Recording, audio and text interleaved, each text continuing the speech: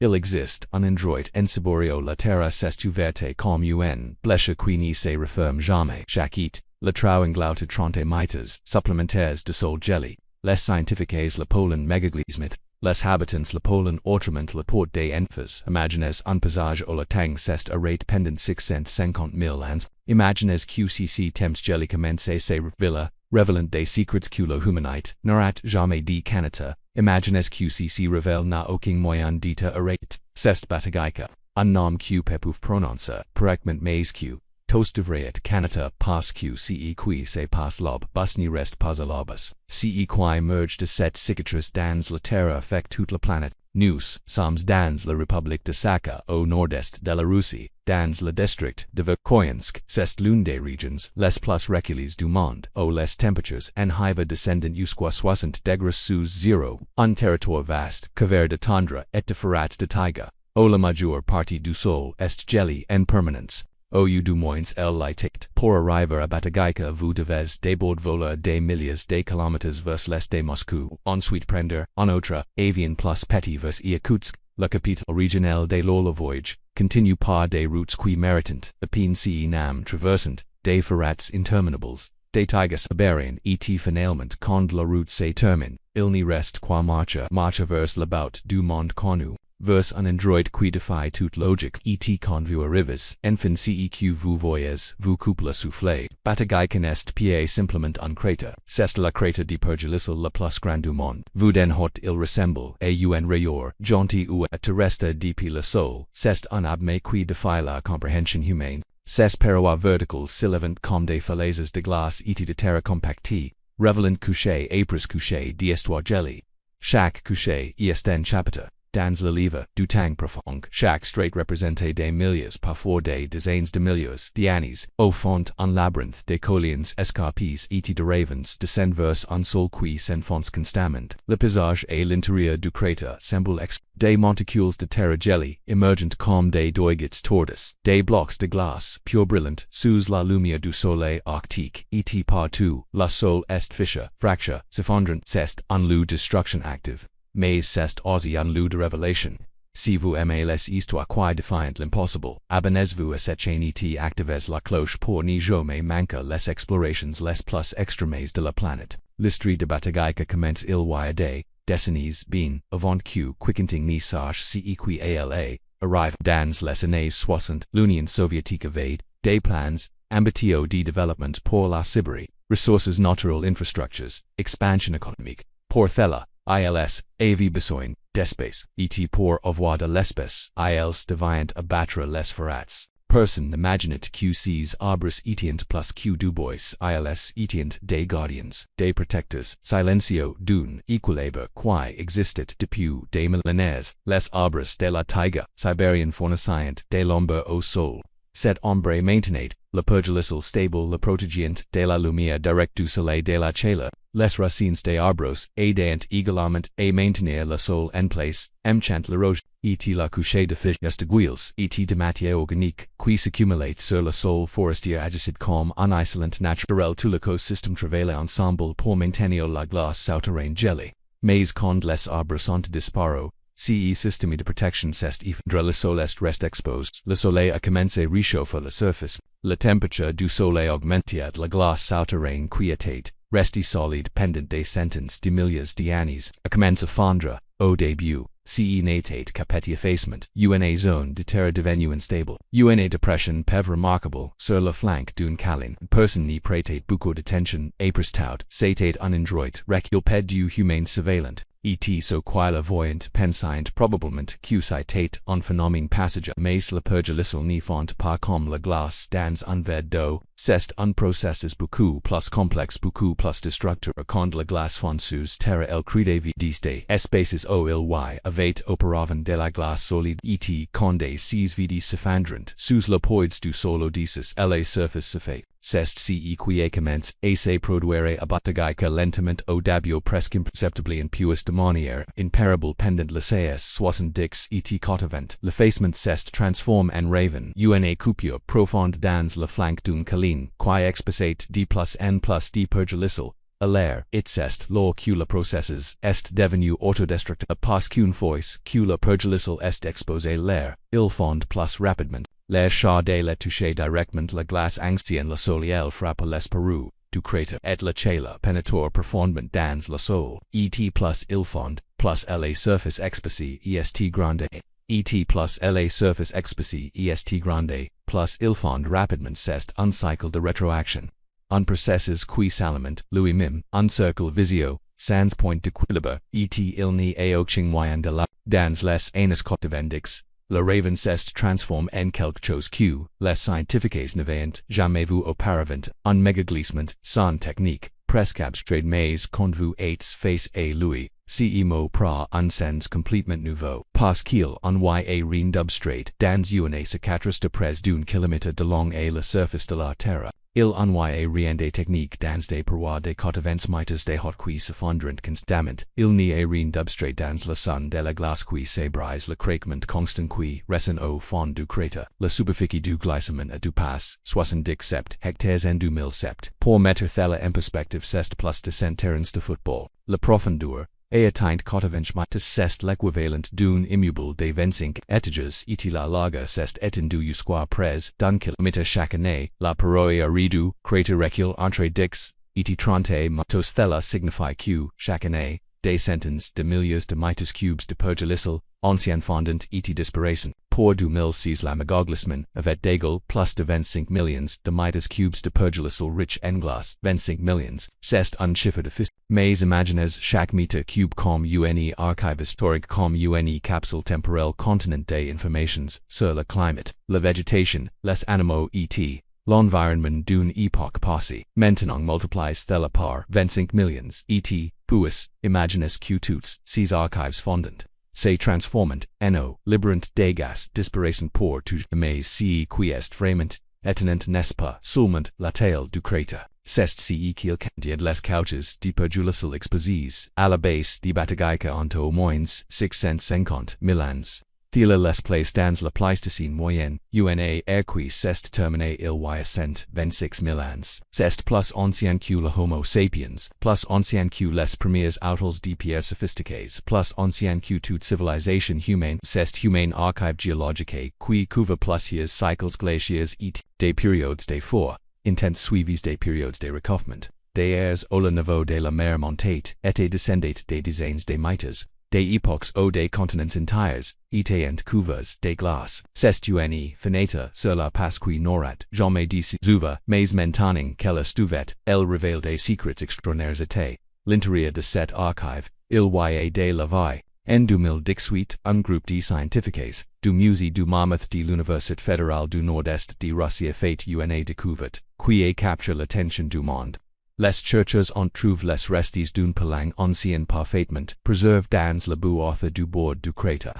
Ce n'était pas seulement des os. C'était un animal complet avec de la peau, avec des poils, avec des os, avec une queue, avec des organes internes tout intacts. Le pollen avait environ du mois quand il est mort. Il y a 30 à 40 000 ans. Semyon Grigoriev, directeur du musée du Mammoth à Irkoutsk, a été surpris par l'état parfait de la découverte. Il a déclaré que c'était le pelang ancien le mieux préservé jamais trouvé et la créature semblait comme si elle était morte hier seulement comme si elle dormait simplement. En attendant de se révéler mais, le pelang ne se révélerait jamais l'avait et gelé dans le temps pendant 40 000 ans. Et maintenant grâce au dégel du pergelisol à Batagaika son corps avait émergé, une relique d'un monde qui n'existe plus, un témoin silencieux d'un air perdu, et ce n'était que le début. En 2024, une autre découverte, encore plus extraordinaire a été mise au jour. Les résidents locaux vivant près du crater Batagaika on trouve les restes d'un bébé mammoth. Ce n'était pas n'importe quel mammoth, c'était l'un des spécimens les mieux préservés jamais découverts. Les chercheurs ont nommé la créature yana en el nord du bassin de la rivière.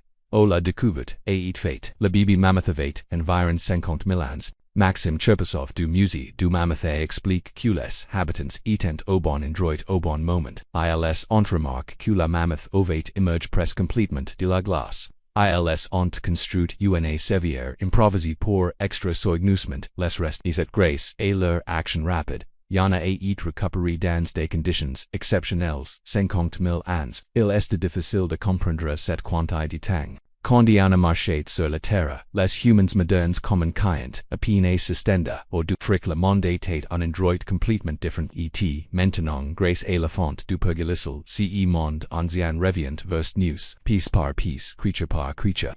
Mais il n'y a pas que des mammoths et des la crête Batagaika a révélé une collection étonnante de faune préhistorique des rhinocéros lainaux, des bisons des steppes, connus scientifiquement sous le nom de bison priscus, des lions, des caverns, des chats, dents des sabres, etuna, creature ressemblant à un chien, appelé dogger, qui est actuellement analysé par les scientificus. Shocking de ces animaux raconte une histoire sur CEQ, citate de vivre en Sibérie pendant la dernière ère glaciaire. Les scientifiques ont prélevé des échantillons de centaines de milliers de restes de plantes trouves dans le pergélisol et les résultats sont fascinants. Pendant la dernière ère glaciaire, la végétation en Yakoutie étonnamment luxuriante, bien que les températures en hiver étienne et soient plus basses qu'aujourd'hui, oui.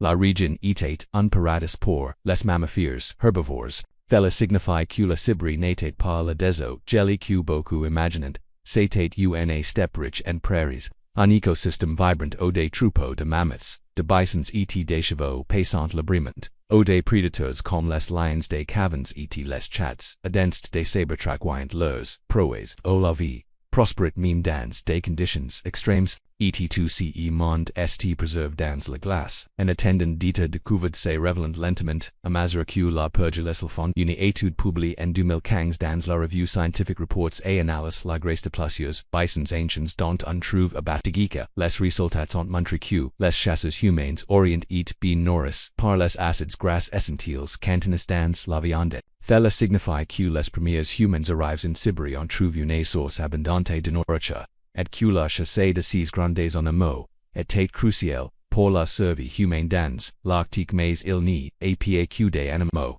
il y a des plantes, des grains, du pollen, des praves d'écosystèmes complets qui existent bien avant que les humains n'y présent des villes où une écrivant leur premier mot. Les scientifiques ont trouvé des échantillons de fleurs des tantes, des centaines de milliers d'années offrant des indices sur ce qu'était le climat dans les airs passés. C'est un trésor scientifique inestimable, une archive paléontologique sans égal, une opportunité unique d'étudier le passé profond de notre planète, mais c'est aussi un avertissement.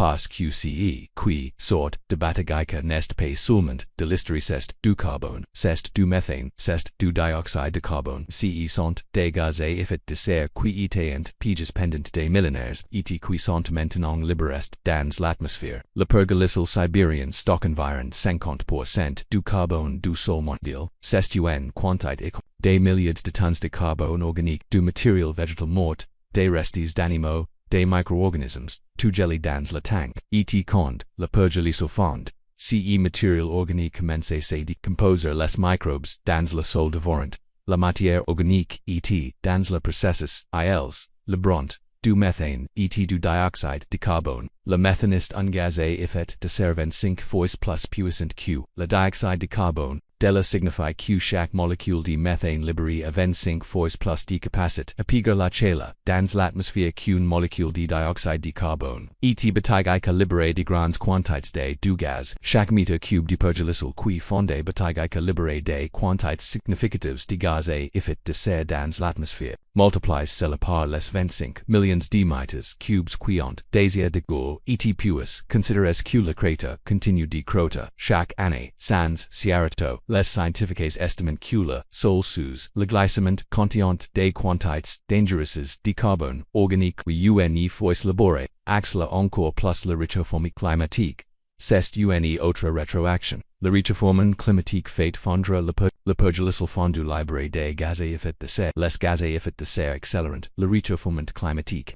Le réchauffement climatique fait fondre plus de pergélisol un cycle qui se renforce lui-même. Une spirale ascendante sans frein apparent et qui a déjà commencé. Francesco Muscatiello chercha à l'Université de Cambridge côté d'une étude publiée dans Nature Communications en 2006. Elle exprime clairement le carbone arctique enferme dans le pergélisol sibérien est potentiel de provoquer des émissions massives de gaz à effet de serre comme le dioxyde de carbone et le méthane dans l'atmosphère.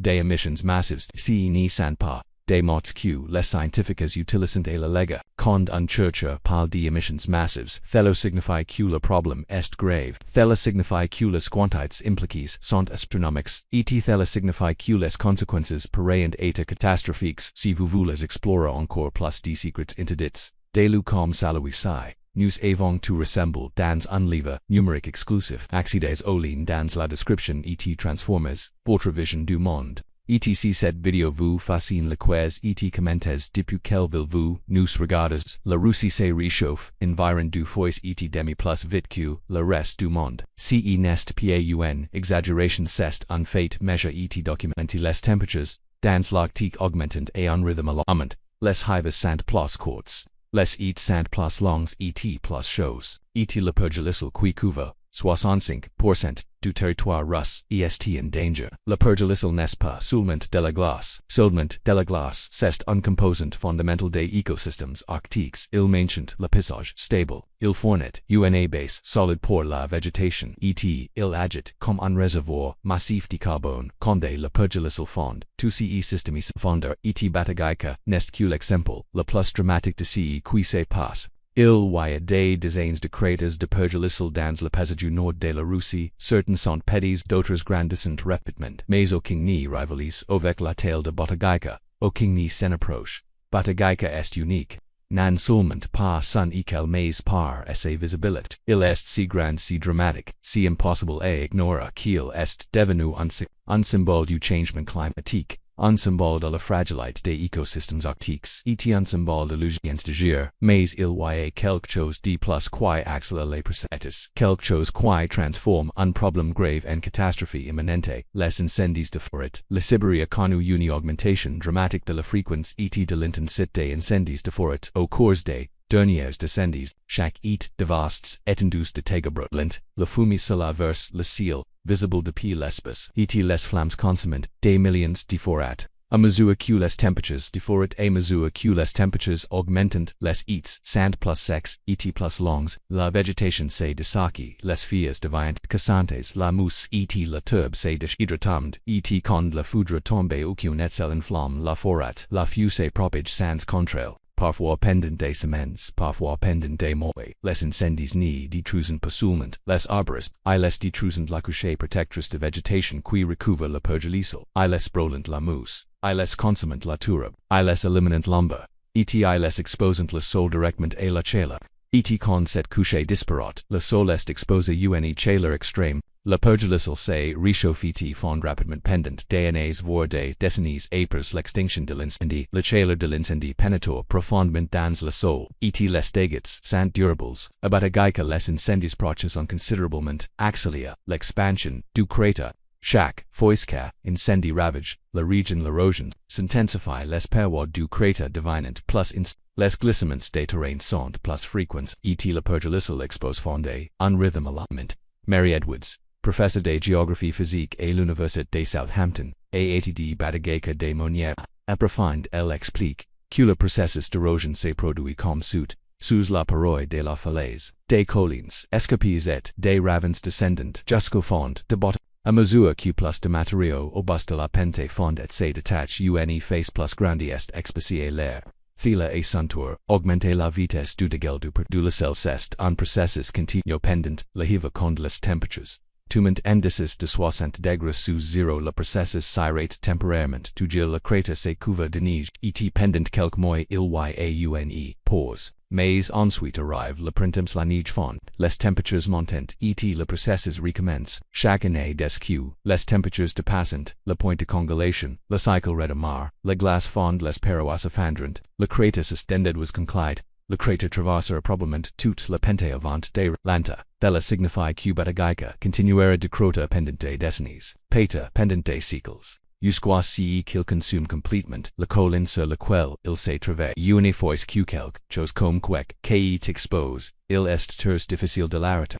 Très difficile, presque impossible. ETCSPA seulement la telle qui préoccupe les scientifiques. C'est la vitesse en 2024. Une nouvelle recherche a révélé que Batagaika croît à un rythme alarmant. Levitas, a laquelle le crater consume la surface terrestre considerablement augmente ces dernières années ce quietate autrefois un processus measurable en mitas par un ces mesures maintenant en dizaines de mitas un utilisateur de Reddit qui rechecky le sujet a mention des talks des croissants along jusque 40 pides par an bien qu'il 8 note qu'il n'avait pa church de monière extensive Wikipedia report des talks d plus d dix mitas Etagnant us quatrante mitas par an en 2006 30 mitas par an c'est presque un mitatos les dixters det c'est une vitis et nanti et il n'y a aucun signe de stabilisation. Un document présenté lors d'une conférence en 2006 que le crater ni montré aucun signe de ralentissement après plusieurs décennies de croissance. La poroia riri reculate a des talks généralement supérieurs à 10 mitres et dans certains cas jusqu'à 30 mitres par an. La reconstruction d'une paléosurface a révélé que le glissement avait excave dans la topographie jusqu'à une profondeur de 73 mitres. La taille du glissement en 2006 était supérieure à 69 hectares. Était élevate d'égal plus de 25 millions de mitres cubes de pergel, isle rich en glace, 25 millions de mitres cubes. C'est suffisant pour remplir 10 000 piscines olympiques. C'est suffisant pour couvrir une petite ville sous plus heures mitos de glace et toute cette glace se transforme en eau. Et en gaz, le bord du crater est extrêmement instable marche après du bord est dangereux il a des glissements de terrain réguliers sans avertissement, préalable des gros blocs de terre et des glaces se détachant des parois et tombant au fond. Parfois l'effondrement est graduel un morceau ici et un autre lors de petites cascades de terre et de pierres d'autres fois c'est soudain et violent. Une paroi intercefanda d'un coup. Des milliers de tonnes de matériaux tombent en quelques secondes, le brut est assourdissant, le sol tremble, et un nuage de poussière s'élève au-dessus du crater. Les scientifiques qui visitent la lu doivent faire preuve d'une extrême prudence. Un faux pas près du bord pourrait être fatal. Il n'y a pas de barrières, pas de panneaux d'avertissement, juste un admis qui s'évère devant vos pieds, mais les risques n'y concernent pas seulement ceux qui visitent le crater. Ils concernant les communautés voisines l'expansion de Batagaika a cause des perturbations importantes dans la végétation, l'hydrologie et le transport de sédiments dans la zone. Les rivières et ruisseaux, locaux ont changé de cours en raison du flux de sédiments provenant du crater. L'eau qui s'écoule du crater transporte avec elle de la terre, de la roche et de la matière organique en décomposition. Feller affecte la qualité de l'eau en ava. Les poissons sont affectés les plantes aquatiques marrantes et les communautés qui dépendent de ces rivières pour l'eau potable et la pachi font face à des problèmes croissants et la fonte qui dépendent de ces ressources est également en danger. Les caribous qui migrent à travers la région, trouvant des routes modifiées, les oiseaux qui nichent près de l'eau font face à des habitats dégradés. Et les prédateurs qui chassent dans la zone ont moins de proies disponibles, mais l'impact le plus grave concerne les communautés humaines dans tout l'arctique, le dégât du pergélisol fait des ravages dans la vie des gens, dans des communautés comme Tuktoyaktuk, dans les territoires du nord-ouest du Canada. Le dégât du pergélisol menace régulièrement les maisons, les routes et les sites culturels importants. Les maisons se fichent en du lourds glaçons sous els usos, els sofas, les routes se déforment, et devinent impraticables. Les tuyaux se cassent, et des bâtiments entiers s'effondrent. Pamela Miller, directrice executive de l'Alaska Community Action on Toxics, à travers de monnaie extensive avec les communautés autochtones en Alaska. Elle explique mon expérience en écoutant les anciens dans les communautés avec lesquelles nous travaillons est que le dégât du pergélisol a un effet profond non seulement en causant l'effacement et l'érosion des maisons et des infrastructures mais aussi en affectant et en limitant l'accès aux sources traditionnelles de nourriture et d'eau ainsi que les déplacements pour la chasse et la pêche. Le dégât interfère avec les déplacements sur des terres auparavant gelées. Des routes utilisées pendant des générations sont maintenant impraticables. Des lieux de chasse traditionnels devenant inaccessibles et des sites de pêche qui ont nourri des familles pendant des siècles n'y sont plus sûrs mais il y a quelque chose d'encore plus préoccupant. Le dégât du pergélisol n'y libère pas seulement des gaz à effet de serre, il libère aussi des contaminants. Pendant des décennies, les humains ont enterré des déchets dans le pergélisol des orges des produits chimiques des métaux lourds, des déchets industriels tout gelés, et apparemment continuant toute sécurité. Mais quand le pergélisol fond, Ces contaminants sont libérés. Ilus infiltrant dans le sol. Ilus contaminant les eaux souterraines. Ilus secalant dans les rivières et les lacs.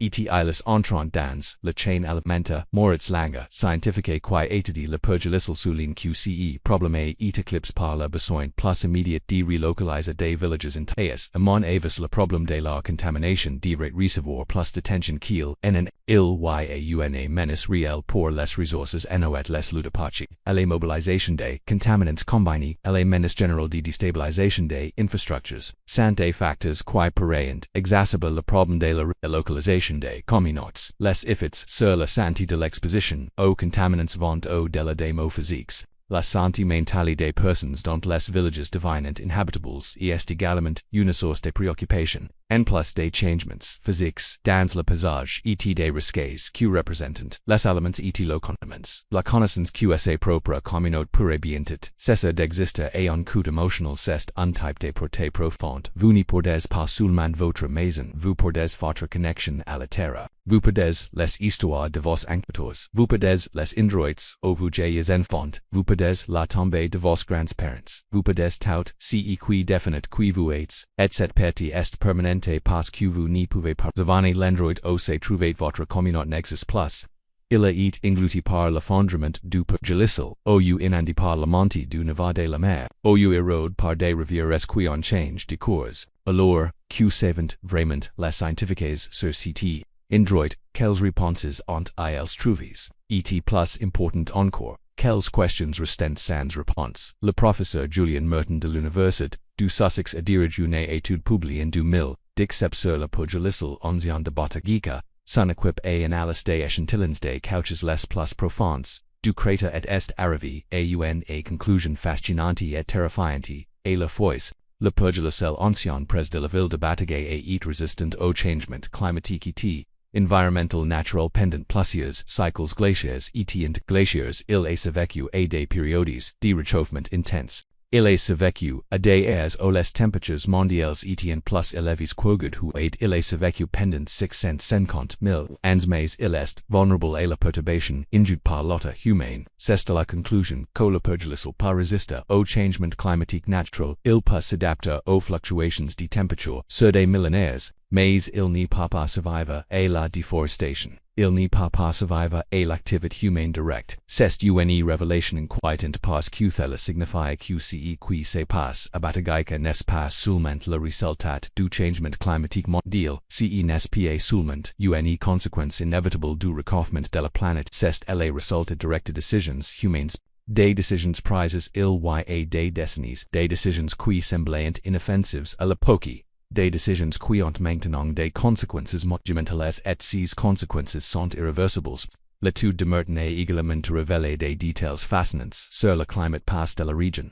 En analysant les couches de perjulisal, les scientifiques ont pu reconstruire, ce quétant les conditions environnementales à différentes périodes. Ils ont découvert des preuves de périodes chaudes pendant lesquelles le perjulisal s'est redoute mais n'est jamais complètement disparu. Ils ont trouvé des couches contenant des restes de plantes qui ne poussent que dans des climats plus chauds. Et ils ont identifié des périodes de forêt extrême pendant lesquelles tout le paysage était couvert de glace. Chaque couche raconte une histoire et ensemble. Ces couches forment un récit complet de la façon dont le climat a changé au cours de centaines de milliers d'années. C'est comme lire les sonos d'un arbre. Chaque uno représente une année. Chaque couche de perjulisal représente des milliers. Une autre étude celle mentionnée précédemment publiée dans Nature Communications en 2006 a examine les émissions de gaz à effet de serre du perjulisal sibérien pendant la dernière ère glaciaire. Les chercheurs ont découvert quelque chose d'alarmant. Le dégel du perjulisal a lui seul à cause une augmentation notable de la température pendant cette période. Ce n'était pas le seul facteur, mais c'était etc. qui est la plus préoccupante. C'est que les scientifiques croient que cette même augmentation pourrait se reproduire. Les conditions actuelles sont similaires à bien des experts. Le perjulisal fond rapidement. Les gaz sont libérés si la température mondiale augmente. Francesco Moscatillo, co-auteur de l'étude, a éclairé dans ses conclusions le carbone arctique a le potentiel de provoquer des émissions mais ce n'est pas une possibilité lointaine.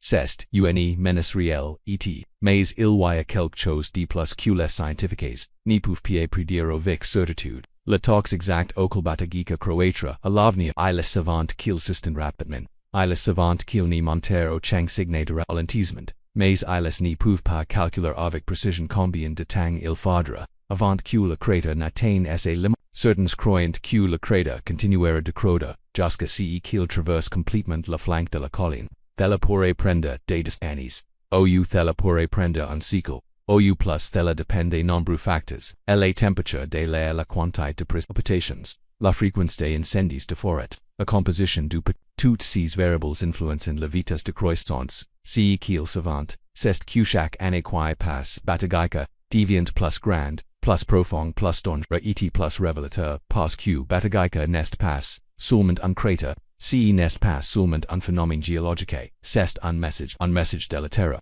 Un message sur notre passé, notre présent et notre avenir. C'est la Terre qui nous dit que nous avons franchi une limite, que nous avons modifié quelque chose que nous n'aurions pas dû toucher, et que les conséquences de nos actions ne disparaîtront pas simplement parce que nous cessons de regarder. Les habitants de la région appellent Batagaika la porte des enfers. Ce n'est pas seulement à cause de son apparence terrifiante. Ce n'est pas seulement parce qu'il ressemble à une porte vers un autre monde. C'est parce qu'il sentent que quelque chose d'ancien et de dangereux émerge des profondeurs, quelque chose qui aurait dû rester enterré, quelque chose qui n'aura jamais dû voir la lumière du jour, et ils ont raison. Chaque coucher de glace qui fonde Batagaika révèle un monde qui n'existe plus, un monde de mammoths, les no qui errant en troupe, de bisons préhistoriques qui passent dans des steppes infinis, des chevaux anciens qui galopent librement, de rhinocéros, les no qui se nourrissent, d'arbustes arctiques, de lions des cavernes qui radiant dans l'obscurité, et de chats à dense de sabre qui étient, les prédateurs. Superims, c'était un monde de climats qui fluctuent entre des extrêmes glaciers et des périodes d'écosystèmes qui prospèrent et disparaissent bien avant que les humains n'y laissent leur empreinte significative sur la terre. Un monde où la nature dictate les règles, où la vie s'adapte, où parasite et où l'équilibre se maintenait pendant des centaines de milliers d'années, mais il révèle aussi quelque chose sur notre avenir. Parce que ce qui se passe à Batagaika n'est pas un phénomène isolé, c'est un signal d'avertissement pour toute la planète. C'est un avant-goût de ce qui pourrait se passer ailleurs, si nous n'y changeons pas de cap. L'Arctique se réchauffe plus vite que toute autre région du monde. Les températures augmentent à un rythme sans précédent et le purge le sol qui couvre de vestes étendues de l'hémisphère nord commence à dégager pas seulement en Russie, aussi en Alaska, au Canada, au Groenland en Scandinavie. Cela signifie que plus de cratères comme Batagaika apparaîtront dans les années à venir, plus de mégaglissements, plus de phénomènes massifs du sol, plus d'émissions de méthane, plus de libération de carbone, plus de rétroaction climatique, etc. Fois que le processus commence, il est presque impossible de l'arrêter. Presque les scientifiques n'ont pas perdu tout espoir. Ils savent qu'il y a encore du temps pour agir. Ils savent que si les émissions humaines sont réduites de manière significative, si les objectifs de l'accord de Paris de limiter le réchauffement climatique à un degré et demi Celsius sont atteints, la vulnérabilité de la cibrio, incendies de forêt, dévastateurs, sera réduite, la dégâts du purge le sol, ralentira, et les émissions, qui en proviennent, seront réduites, mais cela nécessite une action immédiate, pa dans 10 ans, pa dans 5 ans, maintenant. Cela nécessite que les gouvernements du monde entier reconnaissent l'urgence du problème. Cela nécessite que les industries changent leurs pratiques. Cela nécessite que les communautés s'adaptent et cela nécessite que chacun de nous prenne des décisions qui privilégient l'avenir de la planète plotted, que les gains ou les commodities à court terme SDCQ cela se produira personne ne le sait. L'histoire humaine est pleine de moments où les humanités s'est unis pour faire face à des menaces existantes, mais elle est aussi pleine de moments où nous avons échoué, où nous avons ignoré les avertissements, où nous avons privilégié le présent au détriment de l'avenir. CEQ, nous savons c'est que Batagaika continuera de croître, il continuera de révéler les secrets du passé, et il continuera de libérer les gaz qui accélérent notre avenir incertain. Chaque et lorsque les températures dépassent le point de congélation, le cycle recommence, la glace fond, les parois s'effondrent, le crater s'incendia plus d'histoire ancienne, émerge la lumière. plus de mammoths, plus de chevaux, plus de bisons, plus de praves d'un monde qui n'existe plus est un processus implacable hypnotique dans ses constants, beau dans ses terreurs terrifiant dans ses implications, et il n'y a aucun moyen de la parce qu'une fois que le perjulis est exposés les dégâts sont déjà faits, la terre n'est pas régulière comme elle l'était, la glace de 650 000 ans n'est pas été restaurée. Les animaux qui émergent de la glace ne peuvent pas être réintégrés et les gaz. Liberes ne peuvent pas être recaptures. Batagaika est irreversible. Un changement permanent dans le pays. Une cicatrice qui durera des siècles. Un rappel éternel des conséquences de nos actions. C'est la leçon la plus importante que cet Interdite nous enseigne qu'il y a des conséquences qui ne peuvent pas être analysées. Qu'il y a des limites qui une fois franchies no pas de retour en arrière. ETQ, la nature, aussi résilient soit des points de basculement nous van trouvelant de ces points at Batagaika. Nous, l'avons franchi. Maintenant nous, ne pouvons qu'observer pendant que la terre s'ouvre de plus en plus, pendant que les secrets du passé émergent, et pendant que l'avenir devient de plus en plus incertain. Mais il y a quelque chose de plus que nous pouvons faire, nous pouvons apprendre, nous pouvons changer, et nous pouvons nous assurer que d'autres indrits ne suivent pas la même chemin, parce que Batagaika n'a pas être le modèle pour l'avenir. Il peut être l'avertissement dont nous avions besoin, le cri d'alarme qui nous fait rougir avant qu'il ne soit trop tard, l'exemple qui nous montre les conséquences de l'inaction, la question est accoutrance nous, patrons nous, attention ACEQ, Batagaika nous, dit, ou continuerons nous, simplement et regarder pendant que la porte des infos s'ouvre de plus en plus. Les réponses à cette question déterminera l'avenir non seulement de la mais de la planète entière. Chacun des scientifiques du monde entier visitant Batagaika et les viennent de Russie ou d'Amérique d'Asie. Certains viennent étudier le perjulis ancien, d'autres viennent analyser les fossiles, d'autres encore viennent mesurer les émissions de gaz, et d'autres viennent simplement documenter la phénomène. Mais tous viennent avec la même question, que nous dit cet. Et la réponse est complexe, multifacette profonde, parce que Batagaika n'est pas seulement une histoire sur le changement climatique. C'est une histoire sur le temps, sur la mémoire de la terre, sur le façon dont les décisions du passé façon dont le présent, et sur la façon dont les décisions du présent façon dont l'avenir. C'est une histoire écrite dans des couches de glace et de terre, dans les os de mammoths qui marquent il y a 50 000 ans. Dans la peau préservée de pollens morts il y a 40 000 ans, dans les grains de plantes qui fleurissent, dans des climats qui n'existent plus, et dans les gaz qui sont maintenant libérés, dans l'atmosphère. C'est une histoire qui mérite d'être racontée parce que c'est notre histoire, l'histoire de la fécon, dont une espèce a transformé une planète entière en peine quelques siècles. Et de la fécon dans cette planète, à son tour répond à cette transformation. Batagaika est un miroir. Il nous montre ce que nous sommes capables de faire, ce que nous pouvons changer, ce que nous pouvons détruire, et ce que nous ne pouvons pas de faire. Et pendant que le crater continue de croître, ce miroir devient plus grand, plus clair, plus détaillé, plus impossible à ignorer parce que peu importe à quelle distance nous sommes de la Sibérie. Peu importe si nous vivons en Europe, en Amérique, en Afrique, en Asie, ou en Océanie. Peu importe si nous n'avons jamais entendu parler de Batagaika avant ce moment. Ce qui se passe nous affecte tous. Les gaz libérés du perjulis font d'une restante passe en Russie. Ils montent dans l'atmosphère et circulent sur toute la planète. Le méthane qui s'échappe de Batagaika contribue au réchauffement climatique qui affecte tous les continents. Les tempêtes plus intenses en Amérique, les sécheresses prolongées en Afrique, les inondations dévastatrices en Asie to est connect, et le réchauffement climatique que nous causons avec nos propres émissions accélère le dégât du perjulis en Sibérie. C'est un cycle mondial, une chaîne de cause à effet qui ne reconnaît pas de frontières, et qui ne pardonne pas. Alors, quand nous regardons Batagaika, nous ne regardons pas un problème de la Russie, nous regardons un problème de la humanité, un problème que nous avons créé ensemble, et que nous ne pouvons résoudre qu'ensemble. Les boucles de rétroaction et les points de basculement, les scientifiques du climat parlent fréquemment de quelque chose appelé boucles de rétroaction. Ce sont des processus qui se renforcent. Au même et Batagaika est un exemple parfait de leur fonction. Une étude publiée en 2023 et identifie près de 30 beaucoup de rétroactions dangereuses qui pourraient changer définitivement le climat de la Terre excepte si beaucoup agissent pour stabiliser le climat. Mais les 23 autres, l'amplifiant elles le rendent plus extrême plus impossible. Plus don William Ripple, chercheur à l'Université de l'Oregon, et coteau de l'étude, et explique la complexité du problème. Cette interconnexion complique notre capacité à prévoir les conséquences exactes du changement climatique si n'est pas un système simple oa mine b. C'est un réseau d'interactions oa effect b, b effect c, c effect aet, s effectant dee et f.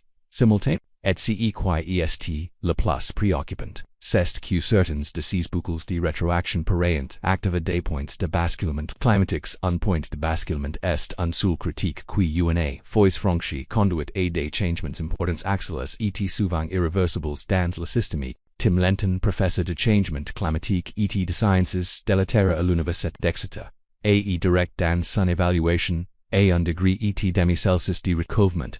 Nous sommes susceptibles de franchir plusieurs points de basculement, ce qui conduira à des boucles de rétroaction qui limiteront encore plus nos options pour un avenir climatique sur un degré et demi. Nous avons d'acier réchauffe la planète d'environ un virgule 2 degrés au-dessus des niveaux industriels. Nous sommes dangereusement proches. Et Batagaika est la preuve que nous avons d'acier franchi certains de ces seuls. Le pergélisol qui est survécu pendant 650 000 ans fond maintenant rapidement. Le paysage qui était stable pendant des millénaires se fonde maintenant. Et les gaz qui étaient enfermés pendant des ères géologiques sont maintenant libérés. Dans le scénario le plus grave, si ces boucles d'amplification sont suffisamment puissantes, ripples avertis, que nous pourrions faire face à un changement climatique catastrophique qui est de contrôle humain, catastrophide ou de contrôle. Ce sont des mots qu'aucun scientifique n'y vieut mais d plus n plus ce sont les mots qu'ils utilisent quand Batagaika cessera-t-il. De Grotte, locajongigens, étudiante en doctorat à la station de recherche sur le pergélisol de l'eau en l'Allemagne, visite le cratère Partagez avec un groupe de chercheurs internationaux en 2010. Ce qui l'ont trouvé est inquiétant, le cratère croissant. Chaque et d'énormes quantités de segments d'eau et de matière organique sont mobilisés depuis ce qui est Peter le plus grand glissement pas de go au monde. Alexander Kiziakov, professeur associé de géographie à l'Université d'État de Moscou, a étudié Batagaika pendant des années. Ses recherches publiées en 2024 et caractérisent la dynamique de la topographie du mégaglissement.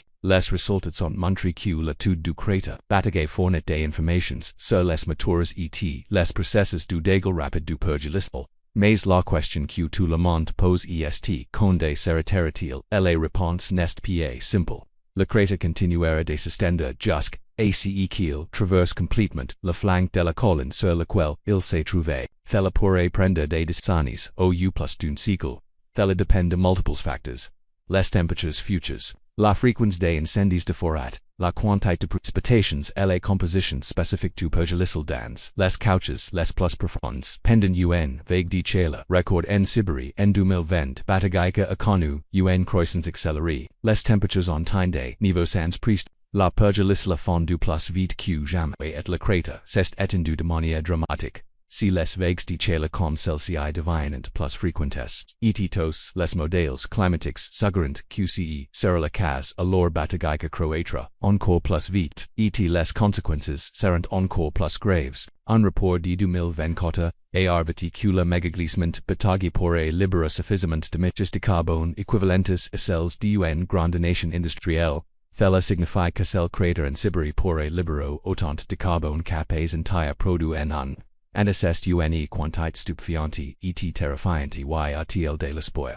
La recolonisation de la végétation mais tout n'est pas sombre. Il y a un processus naturel qui se produit à l'intérieur du cratère qui pourrait au moins partiellement ralentir son expansion la végétation. Les observations satellitaires de la distribution spatiale de la végétation à l'intérieur du cratère Batagaika permettent de comprendre le processus de revégétalisation lié à l'expansion du cratère au cours des 30 dernières. Les analyses de l'indice de différence normalisée de végétation NDVI montrent des changements temporels dans la distribution spatiale de la végétation à l'intérieur du cratère entre 1991 et 2018. Il est évident que la distribution spatiale de la végétation résultant de la croissance natural et augmenti apres 2010, la succession de vegetation à l'intérieur du crater Batagaika per retarda, le processus ultérieur de dégel du pergélisol grace à l'ombrdet, exercé par les arbres encrocians, c'est un rappel que la nature assess proper mechanisms d'adaptation, que la vie trouve des moyens de coloniser même les endroits les plus inhospitaliers, que l'or ou il destruction,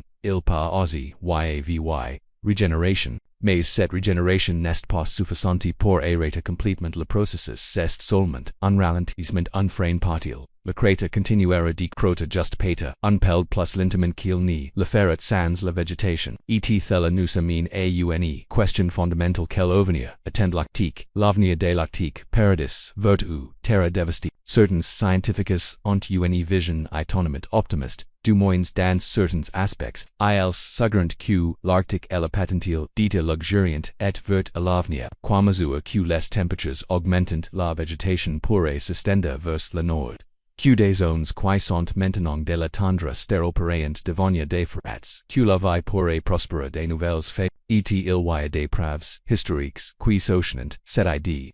Pendant la dernière ère glaciaire, bien que les températures enhiver et enid soient plus basses qu'aujourd'hui la Yakoutie était un paradis pour les mammifères herbivores, la végétation était étonnamment luxuriante, les prairies étant riches et abondantes, alors l'arctique pourrait redevenir le réchauffement pourrait créer de nouveaux écosystèmes vibrants. Peter mais est un coup énorme, parce que pour que l'arctique devient vert, il doit d'abord passer par une phase d'effondrement massif. Le pergélisol doit fondre, les paysages doivent se transformer, les communautés humaines doivent être relocalisées, l'infrastructure doit être reconstruite et des quantités massives de carbone doivent être libérées dans l'atmosphère. Ces émissions accélérant le réchauffement climatique non seulement dans l'arctique, mais dans le monde entier. Les effets des émissions de gaz à effet de serre du dégel du pergélisol ne se limitant pas à l'arctique, ils ont des conséquences dans le monde entier.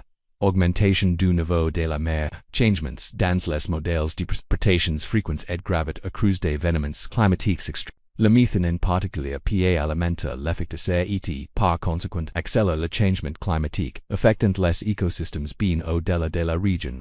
Aborder les effets mondiaux du pergélisol nécessite une coopération internationale et le développement de modèles climatiques complets qui incluent la dynamique du pergélisol. Si n'est pas quelque chose qu'elle pays peut résoudre. Si n'est pas quelque chose qu'une seule région peut gérer, c'est un défi mondial qui nécessite une réponse mondiale. L'impact sur les écosystèmes et la biodiversité. Le dégel du pergélisol modifie les écosystèmes arctiques, transformant le paysage et modifiant la biodiversité. Il déstabilise le sol, affectant la flore, et la faune, et conduisant à la destruction des infrastructures humaines. La tundra arctique, qui était autrefois un puits de carbone, est maintenant devenue un émetteur net en raison des incendies de forêt de plus en plus fréquents. Les incendies ont libéré plus de 640 millions de tonnes métriques de dioxyde de carbone en 2023, ce qui est supérieur aux émissions annuelles de la plupart des pays, 640 millions de tonnes. C'est un chiffre presque compréhensible, mais pour mettre cela en perspective, c'est plus que les émissions annuelles totales de pays comme la France ou le Royaume-Uni. Et ces incendies ne libérant pas seulement du carbone. Ils détruisent aussi les habitats. Ils tuent les animaux. Ils éliminent les sources de nourriture. Et ils créent des paysages carbonisés qui mettent des décennies à se rétablir. Les animaux qui vivent dans l'Arctique font face à des changements sans précédent. Les caribous trouvent des routes de migration bloquées par un terrain instable. Les hours polaires perdent les plateformes de glace dont ils ont besoin pour chasser. Les oiseaux migrateurs arrivent pour trouver que leurs zones de nidification ont disparu et les poissons dans les rivières et les lacs font face à des changements de température et de chimie. De l'eau qui menaçant la biodiversité arctique qui évolue pendant des millénaires pour s'adapter à des conditions extrêmes mais stables. Fait maintenant face à des changements qui se produisent trop rapidement pour que de nombreuses espèces puissent s'adapter. Si vous êtes passionné par des mystères comme celui-ci, accédez maintenant au dossier secret, le book exclusif des plus grands secrets que le monde ne veut pas Lean dans la description. Et n'oubliez pas de vous abonner de liker et de partager pour que plus d'explorateurs rejoignent ce voyage de découverte. Les impacts économiques à long terme au-delà des impacts environnementaux et écologiques. Le dégât du perjudical, a dégât du perjudical a des profondes consequences économiques et ses consequences s'estendent bien au-delà des regions arctiques. Les impacts les plus visibles sont les dommages aux infrastructures.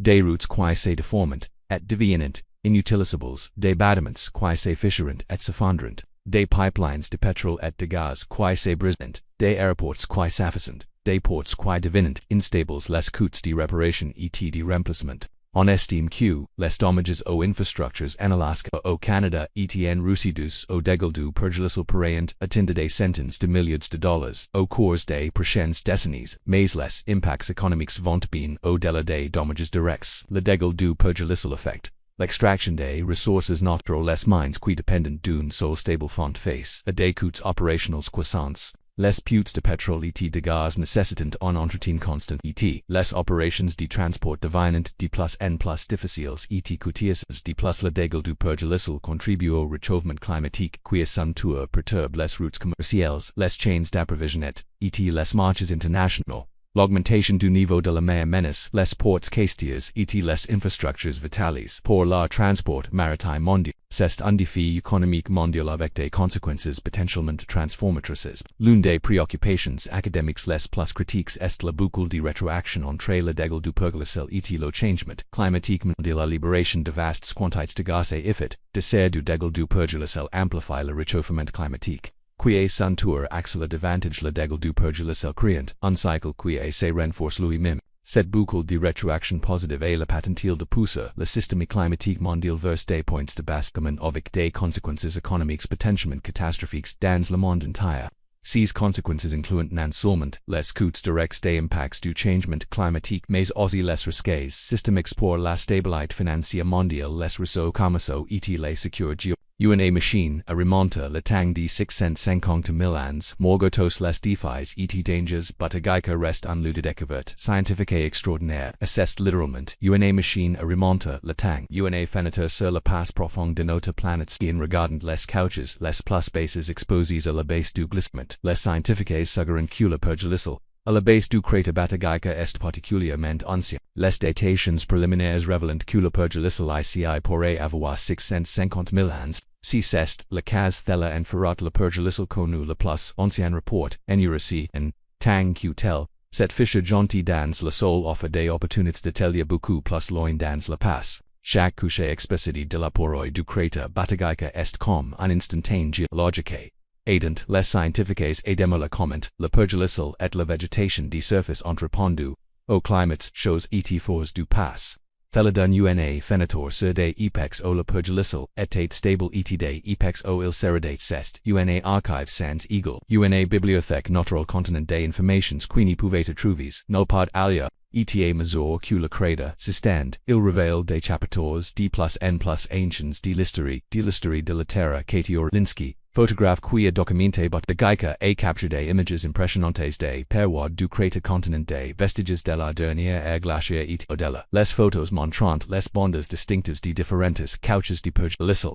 Chacun représentant des milliers d'années de les scientifiques ont prélevé des échantillons, des centaines de milliers de restes de plantes du perjudical, des grains du pollen, des fragments de bois, des fiches preservées, tous fournissant des indices sur ce qui le climat des différentes epochs et ce qu'ils ont appris est fascinant. Pendant la dernière ère glaciaire, la végétation était tellement bien que les températures enhiver étaient soit plus basses qu'à l'époque moderne. La écoute était unparedes pour les mammifères herbivores. Il y avait des prairies, étendues des arbustes abondants et suffisamment de végétation pour nourrir des troupeaux massifs de mammoths, de bisons, de chevaux, et de rhinocéros. C'est une image tiers de frente de la glace que beaucoup ont entendu ce n'était pas seulement de la glace et de la neige. C'était un écosystème complexe et productif en qui soutenait une biodiversité. Et tout ce monde est préservé. Batagaika en attendant d'être découverte se révélant lentement à mesure que la perjudical fond. Batagaika comme symbole. Batagaika est devenu plus qu'un site scientifique. Il est devenu un symbole de tout ce qui est ng. dans la crise climatique, les médias l'ont appelé la porte des enfers, la porte de l'enfer, la porte des vers, le monde souterrain, des noms dramatiques qui capturent l'image, et qui transmettent le sentiment que quelque chose de fondamental a change. Les habitants le ressentent ils sentent que la terre elle-même s'ouvre, que des forces anciennes emergent, que le monde qu'ils connaissent disparaît, et ils ont raison l'arctique change plus vtq toute autre région de la planète, et des endroits comme Batagaika sent la manifestation physique de ces changements, ils sent la preuve, visible et indeniable que le climate change, que la planète se réchauffe, et que les conséquences, sont réelles et graves. Pour les scientifiques Batagaika est un laboratoire naturel une opportunité d'étudier des processus qui se produisent normalement, lentement, sur des cycles, mais qui se produisent ici pour les communautés locales c'est une menace une source d'anxiété un rappel constant que le mode de vie est en danger, et pour le monde cela devrait être un réveil, un avertissement, un signal que nous devons agir maintenant pas QCC qui se passe, Batagaika ni restera, Batagaika, les gaz libérés là-bas, affectant la climat mondial. Les processus qui se produisent là-bas, se produisent dans des dizaines d'autres endroits de l'arctique, et les points de basculement, que nous approchons là-bas, pourraient déclencher des changements, sur toute la planète, que pouvons nous faire, alors apros tout falloir compris l'ampleur du problème. La question inévitable est, que pouvons nous faire, la réponse la plus directe est réduire, les émissions de gaz à effet de serre. C'est fondamental si nous pouvons limiter le réchauffement climatique à 1 degré et demi-Celsius. Comme la stipule l'accord de Paris, nous pouvons réduire considérablement la vitesse du dégât, du peur. Cela n'arrêtera pas complètement la dégât. Les dégâts sont assez faits dans certains endroits. Batagaika continuera de croître pendant des décennies, peut-être des siècles. Mais nous pouvons empêcher l'apparition de centaines de nouveaux cratères. Nous pouvons ralentir les boucles de rétroaction. Et nous pouvons éviter de franchir des points de basculement supplémentaires, mais cela nécessite une action immédiate et coordonnée. Les gouvernements doivent mettre en œuvre des politiques climatiques ambitieuses, les industries doivent transformer leurs pratiques, et les communautés doivent s'adapter. Nous devons également protéger les forêts qui restent dans l'Arctique comme nous l'avons appris de l'histoire de Batagaika. Les arbres sont les gardiens du pergélisol, ils fournissent de l'ombre, ils stabilisent le sol, et ils aident à maintenir la glace gelée. Quand nous habitons ces forêts, nous exposons la pergélisol à un dégât rapide. Par conséquent, prévenir la déforestation dans les régions arctiques est crucial. De plus, nous devons investir dans la recherche. Il y a encore beaucoup de choses que nous ne savons pas sur la façon dont ils répondent à différentes conditions, sur la vitesse à laquelle ils fondront dans différents scénarios, et sur la façon dont nous pouvons atténuer les impacts des études comme celles menées à Batagaika sont cruciales. Elles nous aident à comprendre les processus impliqués à développer de meilleurs modèles climatiques et à prédire ce qui se passera à l'avenir. Nous devons également soutenir les communautés affectées, les personnes qui vivent dans l'Arctique sont en première ligne du changement climatique. Elles font face à des défis que la plupart d'entre nous ne peuvent pas imaginer. Des maisons qui s'affaissent, des sources de nourriture qui disparaissent, des routes de voyage qui deviennent impraticables, et la perspective de devoir abandonner les terres où leurs familles ont vécu pendant des générations. Elles méritent notre soutien financier, technique et émotionnel, et elles méritent de faire partie des conversations sur les solutions climatiques. Parce qu'elles ont des connaissances et des perspectives qui sont inestimables, le choix final en fin de compte. Batagaika nous présente un choix sur le type de vie que nous voulons. Nous pouvons continuer sur la voie actuelle, nous pouvons continuer à émettre des gaz à effet de serre au rythme actuel, nous pouvons continuer à abattre des forêts, nous pouvons continuer à ignorer les avertissements. Et si nous faisons cela, Batagaika continuera de croître, plus de cratères s'ouvriront dans de l'Arctique, plus de pergélisol fondra, plus de gaz seront libérés, et les boucles de rétroaction s'accélérent jusqu'à ce que nous franchissons des points de bascule où nous pouvons choisir une voie différente. Nous pouvons reconnaître l'urgence du problème. Nous pouvons prendre des mesures audacieuses pour réduire les émissions. Nous pouvons protéger les écosystèmes qui restent et nous pouvons construire un avenir plus durable. Si choix n'est pas abstrait, Si nespa quelque chose que nous pouvons reporter aux générations futures. C'est un choix que nous devons faire maintenant parce que chaque année de retard rend la solution plus difficile. Chaque tonne de missions supplémentaires pousse le système plus près du bord et chaque degré de recouvrement supplémentaire rend plus probable que nous franchissions des seuls dont nous n'y pouvons pas revenir. Batagaika nous montre ce qui est ng. Il nous montre les conséquences de l'in et il nous donne une dernière chance de changer de cap. La question est les zones nes quand les arbres ont et habitus dans les années 60. Personne n'imagine que des décennies plus tard. Il y aurait un crater de près d'un kilomètre de large à cet endroit. Personne n'y pensait que cette décision apparemment simple déclencherait un processus impérial. Personne n'a prévu que le pergélisol de 650 000 ans commencerait à fondre. Mais c'est ce qui s'est passé, et c'est là le con le plus important que Batagaika nous enseigne que nos actions ont des conséquences qui peuvent ne pas être évidentes immédiatement, mais qui sont réelles, durables, et parfois, chaque décision que nous prenons sur la façon dont nous traitons la planète comme chaque arbre que nous habitons, chaque tonne de carbone que nous émettons, chaque écosystème que nous détruisons, tout est un poids, tout est un coût, et parfois ce coût est beaucoup plus élevé que nous l'imaginons. Batagaika est un avertissement, un rappel et une opportunité. Un avertissement que nous avons modifié des systèmes puissants que nous ne le comprenons. Un rappel que la nature a des limites et une opportunité prendre, de changer et de construire un avenir différent. La porte des enfers est ouverte et elle continuera de s'ouvrir devant. Mais nous avons encore la capacité de décider combien d'autres portes s'ouvriront, combien plus profonds seront les dégâts et quel type de monde nous laisserons aux générations futures. Cette décision est entre nos mains et le temps pour le prendre. Chaque et Batagaika grandit chaque année plus de glace ancien fond. Chaque décennie, le problème devient plus grand, mais il y a encore du temps nous pouvons encore agir, nous pouvons encore faire la différence. La question est la ferons nous. Le créateur n'y répondra pas cette question pour nous. Il continuera simplement de croître, révélant plus de secrets du passé, libérant plus de gaz vers l'avenir, attendant de voir ce que nous choisissons et pendant que nous attendons. La Terre continue de s'ouvrir millimètre par millimètre, mètre par mètre, année après année implacable et inévitable, irréversible, à moins que nous n'agissions. La porte des enfers est la fermer nous ou la laisserons nous continuer à s'ouvrir jusqu'à ce qu'il soit trop tard et les réponses dépendent de nous tous. Abonnez-vous à la chaîne pour continuer à explorer les endroits les plus extrêmes et interdites de la planète. Likez, si cette vidéo vous a marqué, partagez pour que plus de gens connaissent la vérité sur Batagaika. Et rappelez-vous, chaque fois que nous partageons des connaissances, nous construisons un avenir plus conscient. Jusqu'au prochain lu, Interdite, la vérité est plus étrange que la fiction, etola, nature nous rappelle qui est vraiment aucun.